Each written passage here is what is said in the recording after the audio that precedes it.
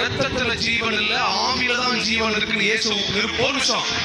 ஏன்னா கடைசி அந்த போர் சேவகன் இயேசுவை குத்தும் பொழுது உள்ள இருந்து என்ன வந்துச்சு? தண்ணி தான். ஏன்னா அந்த சரீரத்துல ரத்தமே எப்போ உயிர் போச்சு? ரத்தம் போனதுனால உயிர் போல. என் ஆவியை உன் கையில் ஒப்புவி. பிசாசு பிடுங்கிறதை ஆண்டவர் மறுபடியும் நாட்ட போகிறார். சவுல் என்கிற பெயரை இஸ்ரவேல் தேசத்திலிருந்து பிடுங்க நினைத்தான். ஆனால் சவுல் என்கிற அந்த பவுலை வேதத்தில் நாட்டி வைத்தார்.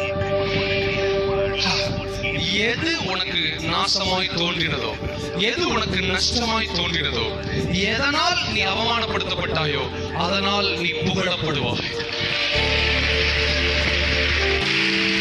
உன் சரித்திரத்தை வாசிக்காம இந்திய தேசத்தின் எழுப்புதலுக்கு இடமே இல்லை.